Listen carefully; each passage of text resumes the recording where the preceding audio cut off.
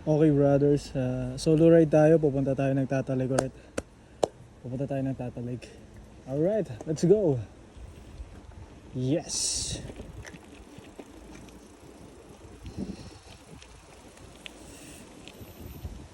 Oops, dun sana.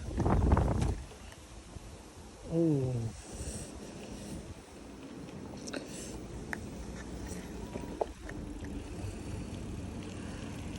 Nubero tayo. Yes.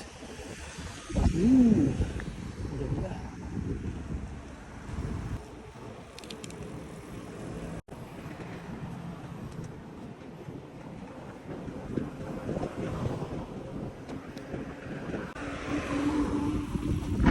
Yeah. Riti Utsa. Tama yung building na to. Dito kami nakatira dati. Diyan kami nakatira dati. Alright. Woo! Sarap.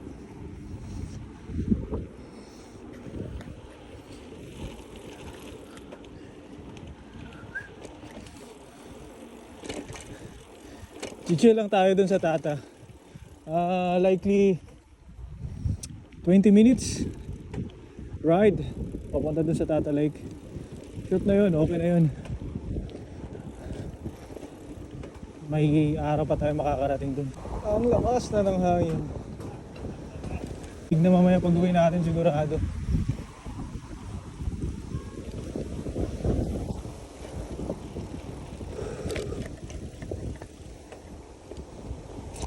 Yes.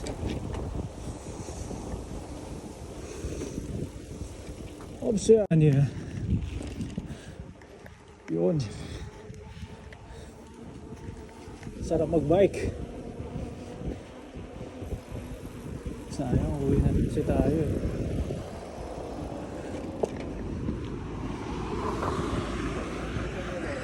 Ito ang place dito. Medyo konti lang ang tao. Tahimik. Wala akong masyadong makikita ng tao sa labas. Yan o.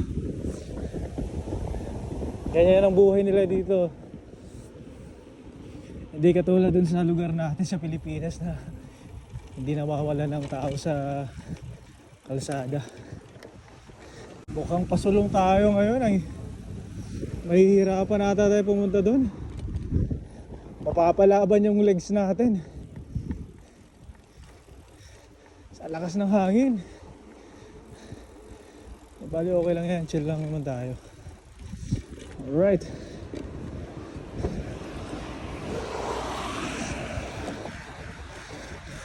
Nakatatlong lipat pala tayo ng bahay na dito sa Tatabanya. Yun yung pangalawang bahay natin yung tinuro ko sa Riti Utsa yun. Ito naman ay Erdes Utsa. Dito kami galing, dito kami nakatira sa unang apartment namin. Alright. Shoutout kay brother aray ko.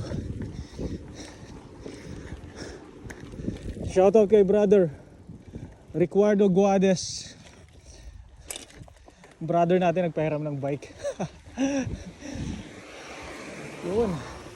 Pinahiram tayo ng bike kasi hindi naman daw niya gagamitin ngayong week. Kaya pinahiram sa atin para may gamitin daw tayo. Thank you very much brother. Thank you very much. Yun.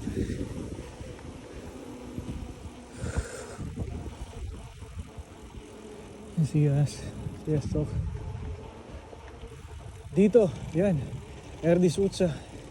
Itong building na to, dito kami nakatira. Yan, dyan. Nakakamiss din ang lugar na to. Eh.